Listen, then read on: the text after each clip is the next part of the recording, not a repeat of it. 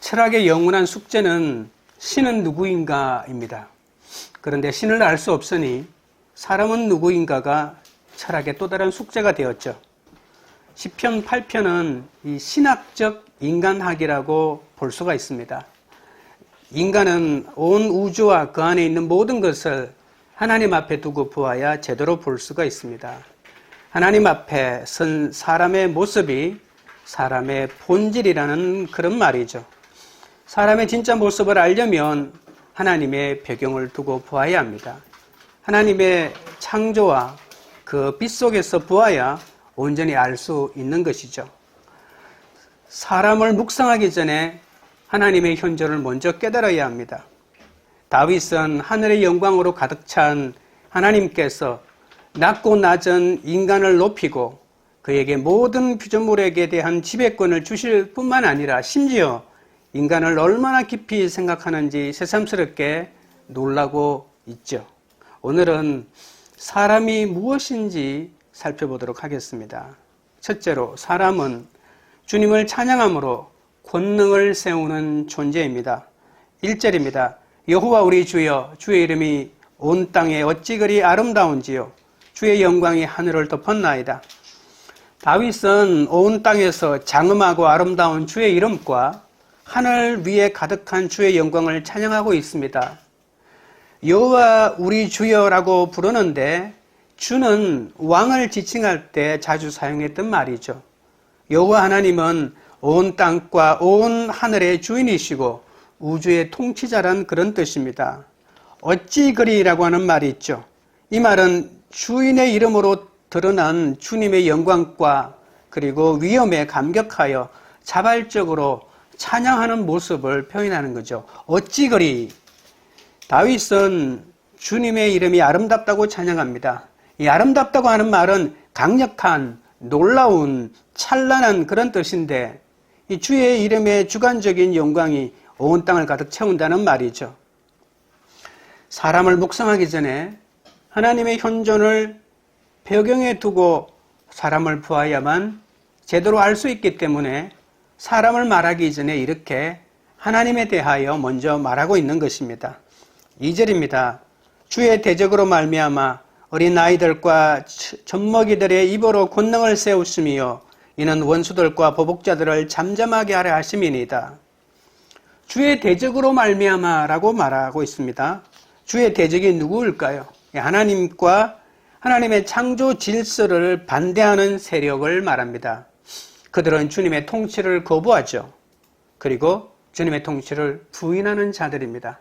우리가 시편 2편에서도 잘 보았잖아요. 우리가 하나님을 거부하고 저항하고 하나님이 우리에게 준 모든 교훈을 다 끊어버리자고 이렇게 말한 자들 아닙니까? 반역을 일으키는 자들이죠. 창조세계에 나타난 하나님의 영광을 노래하는 이 찬양시에서 주님의 대적들을 등장시키는 것이 아주 독특하다고 말할 수가 있겠습니다.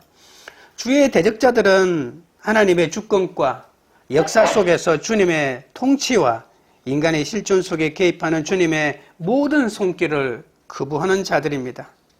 이들은 세상 권세를 잡고 자기 힘만 믿고 자기를 주장하는 교만한 자들이 가장 큰 특징입니다. 하나님의 영광스러운 이름을 인정하지 않죠. 그리고 하나님을 통한 어떤 계시도 인정하지 않습니다. 시편에는 이 주님을 대적하는 자들이 항상 등장합니다. 자신의 영광을 하늘 위에 두신 하나님을 대적하는 자들이 오늘날에도 이 세상에 얼마나 많은지 모릅니다. 태초에 주님께서 세상을 창조하실 때 자신을 거스르던 이 혼돈의 세력을 물리치고 온 땅에 질서를 가져온 것처럼 이제 역사 속에서도 자신을 대적하는 이 어둠과 혼돈의 세력을 물리치시는 주님을 말하고 있습니다. 하나님은 그런데 이런 연약한 어린아이들과 젖먹이들의 입으로 말미암아 자신의 권능을 세우신다고 말합니다. 참 믿기 어렵죠. 주님의 대적을 물리치는 방법이 고작 어린아이들과 젖먹이들의 입이라는 겁니다. 아니 어린아이들의 입과 젖먹이들의 입이 무엇을 할 수 있단 말입니까? 도대체 이들이 무슨 지혜와 힘을 가지고 있기 때문에 그것으로 권능을 세운다는 말입니까? 이 하나님의 권능은 하나님의 임재를 말하는 이 산성이라는 그런 뜻이죠. 하나님의 대적자들을 무력화시킬 만한 요새를 이 권능이라고 표현한 것이죠. 정말 힘들고 어렵고 주의 대적이 몰려올 때 어린아이들의 입을 의지해야 된다는 그런 뜻일까요? 이곳에는 주님의 보호자가 있기 때문에 하나님이 세우신 요새는 어떤 대적도 눈볼 수가 없습니다. 마태복음 21장 16절에 이런 말이 있습니다. 예수께서 이르시되 그렇다 어린 아기와 젖먹이들의 입에서 나오는 찬미를 온전하게 하셨나이다. 여러분, 어린 아이들의 입에서 나오는 것은 바로 찬미라고 말합니다. 찬미나 찬양이나 똑같은 말이죠. 어린아이들의 젖먹이들의 입에서 나오는 이 찬양이 하나님의 권능을 세운다는 그런 뜻이죠. 어린아이는 방어 능력이 전혀 없는 가장 연약한 존재 아닙니까? 그런데 하나님은 그들의 입의 찬양으로 당신의 권능을 세운다고 하십니다. 그러니까 찬양이야말로 강력한 요새를 구축하는 하나님의 대적을 물리치는 유일한 무기라고 볼 수가 있겠죠. 찬양, 감사, 죄에 대한 고백. 우리가 하나님의 말씀을 묵상하면 세 가지 반응할 수밖에 없습니다. 첫째는 회개고요. 둘째는 찬양이고 셋째는 감사죠. 이 찬양과 감사와 회개야말로 하나님의 권능을 세우는 가장 강력한 무기가 되는 거죠. 그런데 왜 하필 어린아이들과 젖먹이들의 찬양을 통해서 권능을 세울까요? 어른들의 찬양이 있잖아요. 어른들의 찬양도 있고 성가대의 찬양도 있는데 왜 하필 어린아이들과 젖먹이들, 발음도 잘 안 되는, 말도 제대로 못하는 이런 어린아이들의 찬양을 통해서 권능을 세울까요? 어린아이들과 젖먹이들을 꼭 문자적으로만 해석할 필요는 없습니다. 어린아이들은 믿음에 있어서 무식하고 약한 자들입니다. 베드로전서 2장 2절에 이런 말이 있죠. 갓난아기들 같이 순전하고 신령한 젖을 사모하라. 그로 말미암아 너희로 구원에 이르도록 자라게 하려 함이라. 여러분, 이 베드로전서 2장 2절의 말은 갓난아이들이 믿음이 좋다 그런 말을 한 게 아니고 갓난아이들이 어머니의 젖을 사모하듯이 말씀을 사모하라 그런 뜻이죠. 그러면 구원에 이르는 지식이 자라난다고 말하고 있는 것이죠. 갓난아기들 같이 아무 능력도 없고 믿음도 별로 좋지 못하지만 이들에게 있는 단 한 가지 말씀에 대한 사모함이 강력하다는 겁니다. 갓난아기들이 우리의 영적 성숙의 목표는 아닙니다.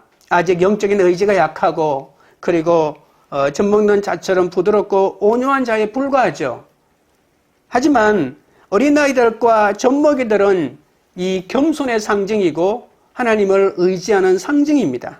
창조세계에 나타난 하나님의 영광과 계시를 믿는 자라는 겁니다. 내가 얼만큼 강력한 믿음을 표시하느냐가 중요한 것이 아니라 내가 얼마만큼 간절하게 주님을 의지하는가가 더 중요한 것이죠. 하나님은 약한 자를 통해 강한 자를 부끄럽게 하시고 원수들을 잠잠하게 하십니다. 어린아이같이 겸손한 마음에 진실한 눈을 가진 자가 말씀을 깨닫고 주의 이름을 찬양할 때 그 찬양은 놀라운 능력이 있다는 거죠. 어린아이와 젖먹이들의 찬양은 단순하고 순수합니다. 단순하고 순수한 마음이 찬양하는 올바른 태도 아닐까요? 기가 막힌 노래 기술을 가지야만 찬양할 수 있는 게 아닙니다. 여러분, 노래 잘하는 성악가들이 하나님의 달란트를 받은 것이라고 말할 수는 없습니다. 그들은 노래 잘 부르는 재능을 가진 것이지 그것이 하나님이 주신 달란트는 아닙니다. 은사는 아니라는 겁니다. 하나님을 향하여 사용되지 않는 그 어떤 탁월한 능력도 은사라고 말할 수는 없습니다. 은사의 가장 큰 특징은 내가 가진 것이 어떤 것이든 그것이 하나님을 향하여 사용될 때 비로소 은사가 되는 것이죠. 악기를 잘 다루고 노래를 잘 부르는 기가 막힌 천상의 목소리를 갖고 있어도 하나님을 향하여 그것이 드려지지 않는 이상 그것은 은사가 아니고 자기의 능력과 재주일 뿐인 것이죠. 사람의 불완전한 찬양이라도 하나님은 기뻐하십니다. 정말요? 그렇습니다. 왜냐하면 어린 아이들과 젖먹이들의 찬양을 하나님이 기뻐하시고 그것을 통해서 권능을 세우신다고 하시는 분이 얼마나 음악적인 기술의 관점에서 보아서 노래를 잘했느냐를 가지고 따지겠습니까? 하나님이 연약한 자들의 입에 하나님의 이름을 주셔서 부르짖게 하시고 주님을 신뢰하도록 고백하게 하셔서 그 고백을 통해서 하나님의 권능을 세워가시는 것이죠. 첫째 딸 예인이가 태어난 지 6개월 정도 되었을 때입니다. 한참 옹알이를 할 때였죠. 제가 그해 겨울 한 1월 달이었을 겁니다.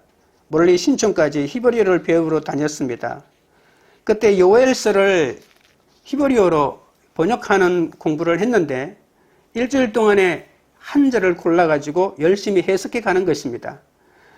요엘서를 여러분 잘 보시면 처음에 메뚜기 재앙이 다가오죠. 메뚜기 재앙 때문에 온 이스라엘이 쑥대밭이 됩니다. 메뚜기일 뿐만이 아니라 북쪽에서부터 쳐 내려오는 군대를 상징하는 것이 메뚜기이기 때문에 온 외국의 침략에 의해 가지고 절단이 나죠, 나라가. 그런데 하나님이 여호와의 날을 선포하여 금식하고 울며 애통하고 마음을 다하여 하나님을 찾으면, 하나님께 돌아오면 하나님이 회복해 주겠다고 하는 약속을 또한 요엘서 뒷부분에 주시고 계십니다. 옷을 찢지 말고 마음을 찢는 진정한 금식을 하면 재앙을 내리지 않고 내가 복을 내리겠다고 말씀을 하십니다. 그때 제가 요엘서 2장 21절을 해석했는데 그때 이 구절입니다. 땅이여 두려워하지 말고 기뻐하며 즐거워할지어도 여호와께서 큰 일을 행하시음이라. 여러분, 제가 여기에서 이 기뻐하며라고 하는 것을 사전을 가지고 1시간을 찾아가지고 이 뜻이 무엇인지 찾아내었는데 그것이 바로 길리라고 하는 말입니다. 감당할 수 없는 두려움과 억압에서 놓여나 기뻐하는, 뛸 듯이 기뻐하며 소리 지르며 하나님을 찬양하는 것이 바로 이 길리라고 하는 이 단어 속의 뜻이죠. 그런데 제가 이 길리라고 하는 뜻을 찾아내자마자 제가 통곡을 할 수밖에 없었는데, 왜냐하면 그 당시 예인이가 옹알이를 하면서 하루 종일 옹알이 하는 것이 길리가 제가 딸을 3명을 키웠지만 둘째, 셋째 딸은 옹알이가 그렇게 기억에 남는 것이 없습니다. 그런데 유독 이 예인이는 이 길리가 이 뭐 하루 종일 계속해서 이 옹알이를 했기 때문에 이것이 나에게 기뻐하라, 뛸 듯이 기뻐하라, 요엘 같은 재앙의 상황이라도 기뻐하라. 그때 신학교 다닐 때 참 힘들었거든요. 그런데 하나님이 나에게 이 어린 나이에 옹알이를 통해 가지고 6개월밖에 안 된 아이의 옹알이를 통해 가지고 계속 기뻐하라고 말했구나라고 하는 것이 깨달아지는 순간에 참을 수 없는 통곡이 나왔고 또 그 상황을 헤쳐나갈 용기를 얻었던 것이죠. 어린아이들은 하나님의 이름을 그들의 입에 두고 주님의 이름을 부르는 자들입니다. 언제나 하나님의 위엄과 계시를 인정하는 자들이죠. 그래서 그들은 힘들 때마다 하나님께 기도하며 찬양하는 사람을 바로 여기에 나오는 어린아이와 젖먹이라고 말할 수 있겠죠. 하나님은 스스로 힘이 있다고 하는 세상 사람들을 통해서 일하시지 않습니다. 자신을 인정하는 약자들과 어린아이들을 사용하셔서 자신의 능력을 나타내시죠. 그리하여 원수들이 아무 소리 못하게 하는 겁니다. 하나님은 그분의 독생자를 이 땅에 보내주셨죠. 그래서 모든 이름 위에 뛰어난 이름을 주시고 하늘과 땅 아래에 있는 모든 자가 예수 그리스도의 이름에 무릎을 꿇게 하시고 그리고 주께 영광과 찬송을 돌리게 하셨습니다. 이것이 하나님의 방법입니다. 구약의 시편 8편에 어린아이들과 젖먹이들의 찬양이라고 했다면 이것이 가장 극적으로 표현된 것이 역사 가운데 드러난 것이 바로 예수 그리스도의 오심과 십자가와 부활이라고 말할 수 있습니다. 너무나도 보잘것없는 한 사람을 통해서 하나님은 하늘의 능력을 보여주신 것이죠. 하나님의 은혜를 깨닫고 내가 아무리 핍박을 받고 자신이 보잘것없는 존재처럼 보여도 이 하나님의 은혜를 깨닫고 주님이 주시는 기쁨으로 찬양할 수 있다면 어떤 대적도 물리칠 수 있는 힘이 우리 가운데 있다는 것을 알게 됩니다. 적용 질문 드립니다. 주의 이름을 찬양할 때 내 속에 악한 감정이 잠잠해지고 대적들이 물러가는 것을 경험한 적이 있습니까? 둘째는 사람은 주님이 돌보시는 존재입니다. 3절입니다. 주의 손가락으로 만드신 주의 하늘과 주께서 베풀어 두신 달과 별들을 내가 보니, 다윗은 밤하늘에 빛나는 별과 달을 보면서 사람이 무엇이기에 주께서 이토록 그를 생각하고 돌보시는지를 묵상하게 되죠. 우리는 광활한 우주의 신비를 발견할 때마다 인간이 얼마나 무능하고 약한 존재인지를 깨닫고 주님의 위대하심과 그의 능력에 압도됩니다. 다윗은 하늘의 천체를 바라보며 질문을 던집니다. 인간의 왜소함과 하늘의 위대함을 비교하는 거죠. 천지 창조와 인간 창조를 생각하면서 원대한 하늘의 세계와 연약한 인간을 대조시키고 있는 겁니다. 제가 이거 한번 얘기했던 적이 있는데, 제가 중학교 2학년 때입니다. 79년인지 80년인지 정확하게 알 수는 없는데요. 그날은 계기월식이 있는 날이었고요. 동네 또래 친구들을 다 집으로 불러 모았죠. 오늘 계기월식이 있으니 함께 보자면서 밤을 새웠죠. 아마도 계기월식이 정확하게 이루어지는 게 아마 새벽 1시간 넘어서였던 걸로 제가 기억합니다. 한 새벽 2시쯤 되어가지고 계기월식이 시작되었습니다. 친구들은 거의 다 잠을 자고 있고, 제 뒤에 누가 따라 나왔는지는 기억이 나지 않지만 저는 바로 바깥으로 나갔죠. 월식은 달이 지구 그림자에 가려지는 거잖아요. 계기월식은 보름달에만 드러납니다. 보름날에는 보름달이 얼마나 밝은지 밤하늘에 다른 별은 거의 보이지 않습니다. 그러다 보름달이 지구 그림자에 완전히 가려지면 온 천지는 칠흑 같은 어둠에 휩싸이게 되죠. 그 순간에 그동안 보이지 않았던 수많은 별이 반짝이기 시작하는 거죠. 제가 중학교 때는 마을에 가로등이 하나도 없었습니다. 높은 건물도 전혀 없었고요. 한밤중에 빛이라고는 거의 고속도로를 멀리 지나가는 차 불빛이 조금 보일 뿐입니다. 하늘을, 별을 보는데 방해되는 것은 아무것도 없는 것이죠. 사람이 하늘에 볼 수 있는, 육안으로 볼 수 있는 별이 6,000개 정도라고 합니다. 근데 그 6,000개가 일순간에 다 빠져나와서 보름달의 휘황찬란함 속에서 아무것도 보이지 않다가 갑자기 달빛이 딱 가려지니까 칠흑 같은 어둠 속에서 별들이 6,000개가 뛰쳐나와가지고 반짝이는 그 광경을 생각해 보십시오. 이 광경은 지금 또 잊을 수가 없는데요. 여러분 외국에 나가면 또는 깊은 산에 들어가면 저는 가끔 그때 보이는 별빛이 어떨까라고 하는 상상을 하게 되는데, 아마도 그때 제가 보았던 그 별빛과 비교해보지 않을까 그런 생각을 하게 됩니다. 시골에서 살다 보면 낮뿐만이 아니라 밤에도 이 다양한 자연과 소통할 수가 있습니다. 자정이 넘은 한밤중에 저는 가끔 집에서 나와서 언덕으로 올라가서 아무도 없는 마을 들판을 바라본 적이 많이 있습니다. 여러분, 햇볕만 따스한 것이 아니고 달빛이 얼마나 따스러운지 아십니까? 그때도 보름쯤 되었던 것 같은데, 여러분, 샬롯 브론테라고 하는 이 여자 소설가가 제인 에어라고 하는 소설을 썼습니다. 근데 제가 그때 한밤중에 밖에 나갔을 때 제인 에어의 이 소설을 제가 읽었던 터라 그때 한 장면이 생각이 났습니다. 달빛이 얼마나 따사로운지 그때 제가 처음 알았는데 교교하다는 표현이 책에 번역해놨더라고요.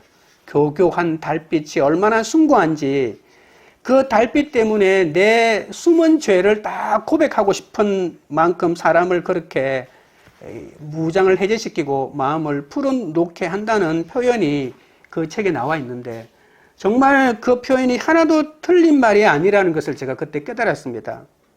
달빛의 따스함을 통해서 하나님이 내 영혼을 감싸고 위로하고 있는 것을 느끼게 되는 것이죠. 온 땅과 하늘을 뒤덮고 있는 하나님의 현존 앞에서 자신은 어린 나이와 젖먹이에 지나지 않음을 고백하지 않을 수밖에 없는 것이죠. 하나님이 나를 어머니처럼 품어주고 있는데 갓난 아기가 되어 하나님 품속에 안겨있는 우리가 무엇이 걱정이 되고 어떤 죄라도 고백하지 않을 수가 있겠습니까? 오늘 본문에 보시면 모든 밤하늘의 별들은 주의 손가락으로 만들었다고 말합니다. 마치 예술가가 자신의 손가락으로 작품을 만드는 것처럼 하나님께서 자신의 손가락으로 하늘의 모든 것을 만드셨죠. 주님은 탁월한 솜씨로 우주 만물을 만드신 겁니다. 우리가 그 조금이라도 그 하나님이 만드시는 장면이 떠올리면서 자연을 보게 된다면 하나님이 정말 우리에 가까이 있다는 것을 깨닫게 되는 거겠죠. 4절입니다. 사람이 무엇이기에 주께서 그를 생각하시며 인자가 무엇이기에 주께서 그를 돌보시나이까. 우리가 이런 창조주 하나님의 위대함을 깨달으면 이제 자신에게로 눈을 돌려서 자신을 보기 시작하죠. 오늘 본문에 보시면 사람이 무엇이기에 라고 할 때 이 사람은 히브리어로 에노시라고 하는 말인데요. 이 말은 언젠가는 죽을 수밖에 없는 존재, 언젠가 소실될 수밖에 없는 존재, 너는 흙으로 지었으니 흙으로 돌아가라 라고 하는 이런 말처럼 언젠가는 다 먼지처럼 티끌처럼 사라지고 말 그런 존재라는 인간의 허약성을 뜻하는 말입니다. 또한 인자가 무엇이기에 할 때 인자라고 하는 말은 히브리어로는 벤 아담입니다. 벤은 아들이란 뜻이고 아담은 흙이라는 말이죠. 땅이 아담한데 아담아에서 온 흙이 바로 아담입니다. 흙이라는 말 자체, 아담이라고 하는 이름은 그냥 흙이라는 그런 뜻입니다. 인간은 흙으로 빚어졌기 때문에 결국 흙으로 돌아갈 수밖에 없죠. 인간의 연약성, 죽을 수밖에 없는 인간의 허무함을 뜻하는 말입니다. 그런데 인간은 에노시와 아담이라고 하는 이러한 존재인데, 그런데 하나님께서 그들을 생각하시고 돌보신다는 말입니다. 시편 144편 3절 4절에 보시면 여호와여 사람이 무엇이기에 주께서 그를 알아주시며 인생이 무엇이기에 그를 생각하시나이까. 사람은 흙끝 같고 그의 날은 지나가는 그림자 같으니이다라고 말합니다. 흙끝이라고 하는 말 자체가 헤벨이라고 하는 말입니다. 우리가 전도서에서 헛되고 헛되다라고 하는 거죠. 수증기, 손으로 지으면 아무것도 남는 게 없고 보이는 것도 없고 남에게 보여줄 수도 없는 그런 것이죠. 생각하시면은 기억한다는 말인데 인간에 대한 하나님의 자비로운 배려 그리고 행동을 뜻하는 말입니다. 돌보신다고 하는 말은 하나님의 은혜롭고 따스한 방문, 그러니까 우리 집에 찾아오는 신방을 말하는 것이겠죠. 다윗은 창조주 하나님의 위대함을 생각합니다. 이 넓은 우주를 볼 때 인간이 얼마나 작은지 알 수 있는데, 그런데 하나님을 알 때 인간을 알게 되고 인간을 알 때 비로소 하나님을 알게 되는 거죠. 인간은 하나님을 떠나서는 인간을 알 수 없습니다. 크신 하나님을 바로 알 때 인간이 얼마나 무의미한 존재임을 알게 되는 거죠. 사람은 악하고 약하고 유한하고 무의미한 존재입니다. 그런데 이런 사람을 하나님이 생각하고 돌보시기 때문에 하나님은 사람을 대단한 존재로 만들어주시는 분이시죠. 하나님은 더 넓은 우주를 만드신 분이시지만 너무나 작은 한 사람도 돌보시는 그런 분이십니다. 5절입니다. 그를 하나님보다 조금 못하게 하시고 영화와 총기로 관을 씌우셨나이다. 여러분 5절 앞부분에 그러나 당신은 이란 말이 여전히 들어가 있습니다. 우리는 사람인 나 자신을 생각하면 절망할 수밖에 없죠. 그런데 하나님이 우리를 어떻게 만드시고 보시는지가 중요하죠. 아무리 사람이 허약하고 허무한 존재라고 하더라도 하나님이라고 하는 배경을 놓고 봐야만 인간을 제대로 알 수 있다고 했죠. 여기 오늘 보시면 하나님보다 조금 못하게 하시고 인간을 하나님 다음 자리에 하나님이 앉혀주셨다는 말입니다. 이 말이 불경건하게 보이기 때문에 어떤 번역에는 천사들보다 조금 못하게 하시고라고 하는 말로 바꿨죠. 근데 원래 원어는 바로 이 하나님보다 조금 못하게, 인간은 하나님보다 조금 못할 뿐이라고 하는 말이죠. 여러분 고대 근동이나 그리스 신화에 보면 하나님이 인간을 만들 때 신들을 대신하여 노동하고, 그러니까 설거지하고 밥 짓고 뭐 이런 시중을 들기 위해서 노예 같은 존재로 인간을 만들었다고 말합니다. 그러나 성경은 하나님은 사람을 하나님과 거의 동급으로 하나님의 형상으로 창조하셨다고 말하고 있거든요. 사람은 하나님보다 조금 못하게 하시고 영화와 종교의 왕관을 씌우시는 주님의 은혜와 사랑에 감격할 수밖에 없죠. 모든 사람은 하나님 같은 존엄함과 또 왕과 같은 존엄성을 지닌 고귀한 존재입니다. 영화와 종기라고 하는 말이 있잖아요. 이것은 왕에게만 붙이는 말입니다. 그리고 관이라고 하는 말도 왕관이라는 그런 뜻이죠. 그러니까 사람을 왕 같은 존재로 하나님이 부어주신다는 그런 뜻입니다. 여러분, 구약 성경에 이 말을, 그러니까 영화와 종기라고 하는 말은 천사에게도 붙인 적이 없고 어떤 천상의 존재도 붙인 적이 없습니다. 오직 하나님과 그리고 왕에게만 붙였던 말입니다. 그런데 사람에게 이런 표현을 쓴다고 하는 말은 바로 하나님처럼 봐주시고 왕처럼 봐주신다는 그런 뜻이겠죠.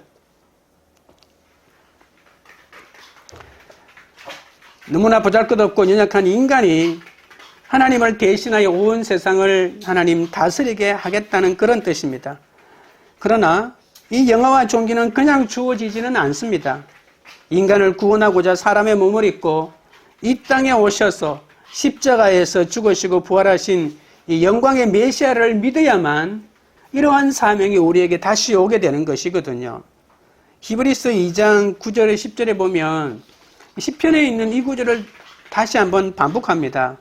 오직 우리가 천사들보다 잠시 동안 못하게 하심을 입은 자 곧 죽음의 고난 받으심으로 말미암아 영광과 존귀로 관을 서신 예수를 보니 이를 행하심은 하나님의 은혜로 말미암아 모든 사람을 위하여 죽음을 맛보리 하심이라.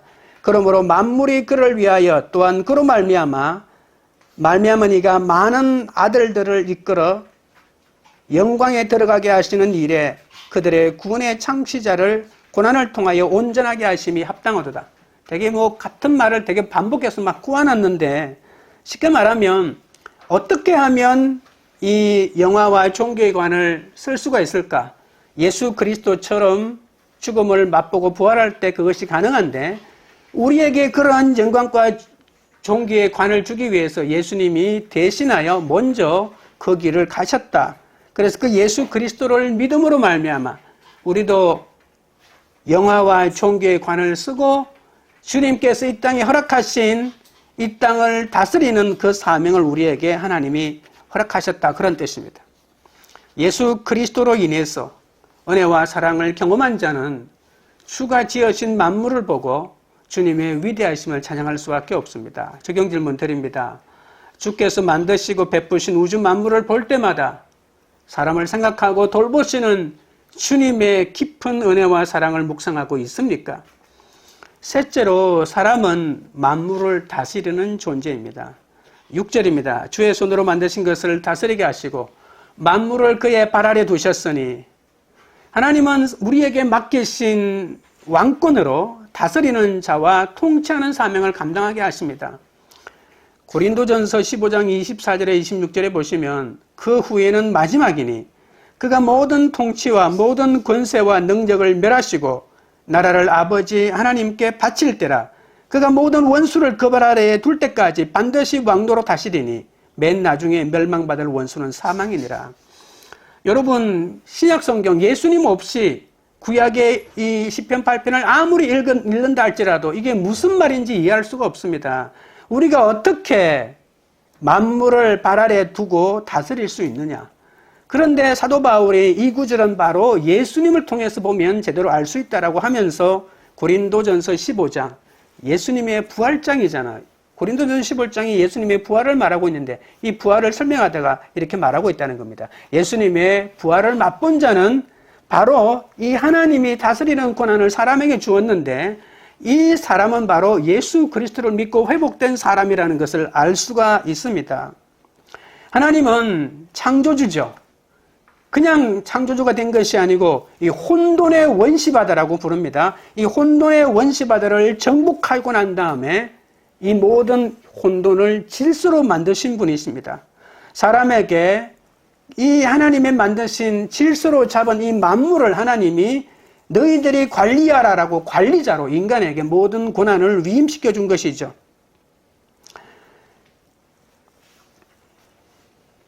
다스리는 권세는 나보다 약한 사람을 약탈하고 그 위에 군림하라고 주신 것이 아니죠. 하나님은 우리에게 권세를 주셨는데 모든 권세는 하나님으로부터 나오기 때문에 그 권세는 순종해야 되냐 말아야 되냐 이런 말이 아니라 권세를 가지고 있는 사람에게 준 말입니다. 그것은요. 하나님이 준 권세이기 때문에 사사로이 그 권세를 사용하지 말라라고 하는 것입니다. 사사로이 그 권세를 사용할 때 하나님은 그 권세를 반드시 거두어 가십니다. 창세기 1장 28절에 이런 말이 있습니다. 하나님이 그들에게 복을 주시며 하나님이 그들에게 이르시되 생육하고 번성하여 땅에 충만하라. 땅을 정복하라. 바다의 물고기와 하늘의 새와 땅에 움직이는 모든 생물을 다스리라 하시고 정복하라, 다스리라라고 하는 말이 있죠. 이 다스린다고 하는 말은 바로 하나님의 문화명령입니다. 이 땅에 하나님이 위임하신 천지 만물, 이 창조 질서를 우리는 보존하고 이 모든 우주 만물이 하나님의 창조 질서에 순종하도록 우리가 관리해 나가야 되는 권한이 우리 가운데 있는 것이죠. 근데 사람은 그런 권한을 행사할 수 있는 능력이 없습니다. 방해하는 세력이 너무 많기 때문에요. 창조 질서를 방해하는 세력이 있으면, 저항하는 세력이 있으면 진압하고 그 세력을 물리쳐야 하는데 사람은요, 창조 질서를 세우기는커녕 사탄의 꾀임에 빠져가지고 그 꾀임에 빠져가지고 창조 질서를 완전히 뒤바뀌어버린 존재잖아요. 인간은 하나님에게 순종하고 모든 동물들은 사람에게 순종하고 자연은 사람의 삶을 도와주고 이것이 창조 질서인데 인간이 타락함으로 말미암아 인간이 하나님이 아닌 사탄을 내 주인으로 삼음으로 말미암아 질서가 파괴되고 그리고 동물들은 짐승을 잡아먹게 되고 땅들은 사람들이 살기 좋도록 만들어주는 것이 아니고 가시와 엉겅퀴를 내고 창조 질서가 완전히 바뀌어버린 것이죠. 이 창조 질서를 회복시키는 자가 바로 예수 그리스도. 그 예수 그리스도를 믿는 믿음이 아니면, 왜냐하면 사탄이 나의 하나님이 아니라 이제는 하나님이 나의 영원한 주인이시다라고 하는 주인이 바꾸어지는 행위가 있어야 되거든요. 그러니까 이 질서를 바로잡기 위해서는 예수 그리스도를 믿는 수밖에 없는 겁니다. 그래서 하나님은 창조 질서의 가장 근본적인 하나님을 주인으로 삼는 삶을 만들어 놓고 난 다음에 우리가 이 땅에 있는 모든 동물들과 식물들, 우리가 땅을 생태계를 보존해 나가야 될 책임이 있는 것이죠. 성부 하나님의 초특급 형상인 바로 예수님이 마침내 그 통치를 이루어 가실 것이고 우리는 이제 하나님의 나라를 다스리는 것이 아니라 하나님이 예수님에게 위임하신 그의 사랑의 아들 나라에서 예수님의 통치 방식으로 이 땅에 당신의 통치를 이루어 나가야 되는 것이죠. 하나님의 통치 방식은 평화, 자비, 그리고 정의라고 하는 것이죠. 이 세 가지 방식으로 하나님은 당신의 나라를 다스려 나갑니다. 그래서 우리는 평화가 훼손받는 모든 전쟁에 대하여 반대해야 되고요. 그리고 정의가 왜곡되는 사회에 대하여 저항해야 되고요. 그리고 사랑이 없는 세상에 사랑의 발자취를 우리가 디뎌야 할 것입니다. 그리고 7절, 8절입니다. 곧 모든 소와 양과 들짐승이며 공중의 새와 바다의 물고기와 바닷길에 다니는 것이니이다. 하나님께서 인간에게 위탁한 통치권의 범위를 보여주는데요. 지금 우리가 보는 관점에서는 꼭 이렇게 나누어야 하나 이런 생각이 들기도 하죠. 그러나 중요한 원리는 이것입니다. 사람은 하나님의 대리자로서 자연을 다스리는 존재다. 5 종류의 동물들을 열거합니다. 소나 양 같은 가축으로 사람에게 길든 짐승, 그리고 두 번째는 사람에게 길들지 않는 야생동물, 셋째는 야생 새들, 그 다음에 넷째는 물고기와 마지막은 바다의 짐승들, 이런 분류입니다. 이런 분류가 얼마나 합당한지는 모르겠지만 그러나 그 당시 세계관으로 땅에 있는 모든 것이 사람의 통치 영역 속에 포함된다는 겁니다. 인간의 통치 영역은 바닷길에게까지 미친다는 거죠. 여러분, 인간의 문화는 동물을 다스림으로써 가능해졌죠. 인간과 동물은 너무 다르지만 인간은 동물을 돌보고 동물은 사람을 따르고 순종할 때, 복종할 때 이 창조 질서가 온전히 바로잡히고 이 땅에 하나님의 목적을 이룰 수가 있는 겁니다. 말 못하는 짐승이라도 마구잡이로 폭력을 쓴다면 통치가 온전히 이루어지지 않습니다. 십자가에서 죽음의 고통을 당하고 자기를 낮추신 예수님만이 이 영화와 종교의 왕관을 쓰고 우주 만물을 그 발 아래 복종시킬 수 있는데 여러분 힘으로 굴복시키는 것이 아니고 자기 스스로 복종하겠다고 자기의 모든 고난을 내려놓는 것 아니겠습니까? 강제로 굴복시키는 것이 아닙니다. 주님을 영접하고 그분과 인격적인 교제를 나누는 자만이 자기 힘과 능력이 아닌 주님이 주시는 힘과 능력으로 이 세상을 다스릴 수 있습니다. 마지막 9절입니다. 여호와 우리 주여 주의 이름이 온 땅에 어찌 그리 아름다운지요. 이 말은 1절과 똑같죠. 1절과 9절이 똑같은 구절로 되어 있어 이 시편을 감싸고 있습니다. 사람이 세상을 다스리는 목적은 왕처럼 거들먹거리는 데 있는 것이 아닙니다. 권력을 행사하는 데 있지 않습니다. 우리의 목적은 하나님의 영광스러운 이름을 생각하고 찬양하는 데 있는 것이죠. 영광스러운 하나님께서 자신을 연약하고 보잘것없는 인간들에게 계시하시면서 죽을 수밖에 없는 인간을 돌보시고 그들을 기억하시겠다고 하신, 그러면서 인간에게 허락하신 왕권으로 당신의 세상을 다스리게 하는 그 모든 하나님의 위대하심을 찬양하도록 한 것이죠. 성도에게는 주님을 대신하여 땅과 하늘과 바다의 모든 만물을 보호하고 관리해야 될 책임과 권한이 있습니다. 하나님의 자녀로서 정체성을 갖고 주께서 맡기신 사람들을 구원하고 인도하는 데 쓰임받아야 할 것입니다.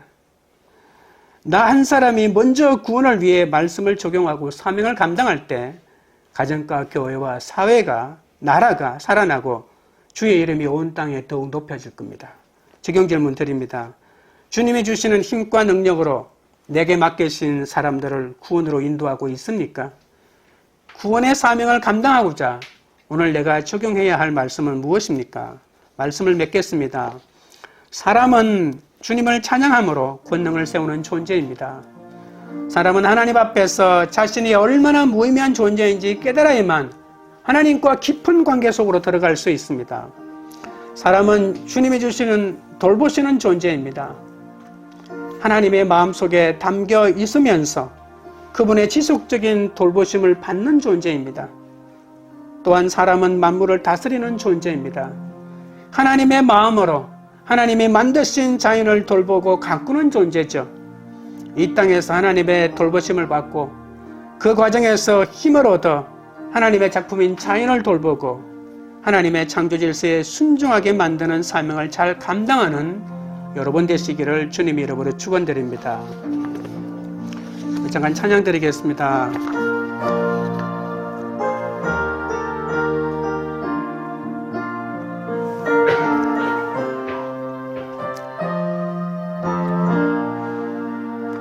주 하나님 지으신 모든 세계 내 마음속에 그리워볼 때 하늘의 별 울려 퍼지는 내 손 주님의 권능 우주에 찬네 주님의 높고 위대하심을 내 영혼이 찬양하네 주님의 높고 위대하심을 내 영혼이 찬양하네 숲속이나 험한 산 골짜기에서 쥐저기는 저 새소리들과 고요하게 흐르는 시냇물은 주님의 솜씨 노래하도다 주님의 높고 위대하심을 내 영혼이 찬양하네. 주님의 높고 위대하심을 내 영혼이 찬양하네. 주 하나님 독생자 아낌없이 우리를 위해 보내주셨네. 십자가에 피 흘려 죽으신 주, 내 모든 죄를 대속하셨네. 주님의 높고 위대하심을 내 영혼이 찬양하네. 주님의 높고 위대하심을 내 영혼이 찬양하네. 내 주 예수 세상에 다시 올 때 저 천국으로 날 인도하리. 나 겸손히 엎드려 경배하며 영원히 주를 찬양하리라. 주님의 높고 위대하심을 내 영혼이 찬양하네. 주님의 높고 위대하심을 내 영혼이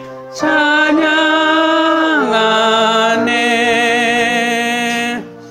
기도하실 때 내 힘과 믿음이 어린아이같이 연약할지라도 주의 이름을 찬양함으로 주님의 평화를 누림으로 대적을 물리치게 해달라고 기도하겠습니다. 주께서 만드시고 베푸신 우주 만물을 볼 때마다 나를 생각하고 돌보시는 주님의 깊은 은혜와 사랑을 깨닫게 해달라고 기도합니다. 주님이 주시는 힘과 능력으로 내게 맡기신 사람들을 구원으로 인도하게 해달라고, 구원의 사명을 감당하기 위해 오늘도 말씀으로 내 삶의 길로 가게 해달라고 주여 한번 부른 다음에 기도하며 나가겠습니다. 주여, 거룩하시고 영원하신 하나님 아버지여, 내 힘과 믿음이 어린아이같이 연약할지라도 주의 이름을 찬양하기 원합니다. 그러므로 주님이 주시는 평화를 누리고 대적을 물리치기 원하오니 역사하여 주시옵소서. 주께서 만드시고 베푸신 우주 만물을 볼 때마다 나를 생각하고 돌보시는 주님의 깊은 은혜와 사랑을 깨닫게 하여 주시옵소서.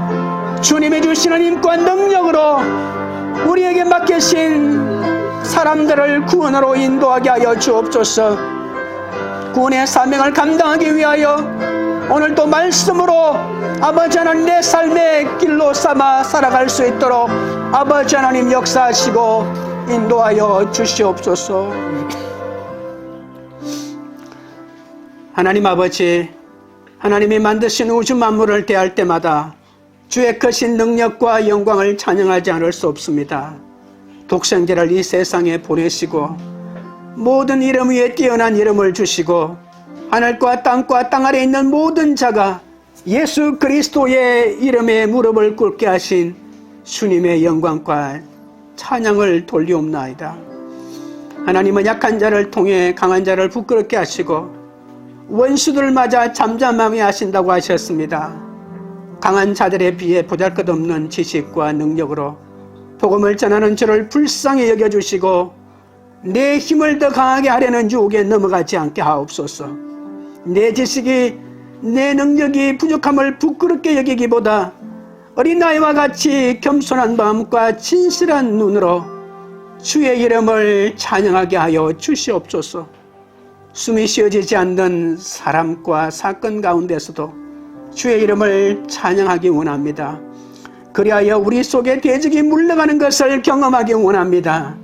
주의 이름을 찬양함으로 우리 속에 악한 감정이 잠잠해지고 대적들이 사라지는 것을 경험하기 원합니다.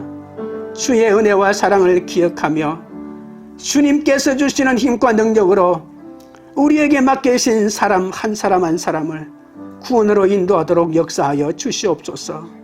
광교우리들 교회가 주께서 만드시고 베푸신 우주 만물을 볼 때마다 사람을 생각하고 돌보시는 하나님의 깊은 은혜와 사랑을 묵상하는 공동체가 되게 하옵소서. 주의 이름을 찬양할 때 대적들이 물러가고 주의 영광이 충만한 공동체가 되게 하옵소서. 예수 그리스도로 인해 은혜와 사랑을 경험하여 주가 지으신 만물을 보고 주님의 위대하심을 찬양하는 그런 공동체가 되도록 역사하여 주시옵소서. 예수님의 이름으로 기도드리옵나이다. 아멘.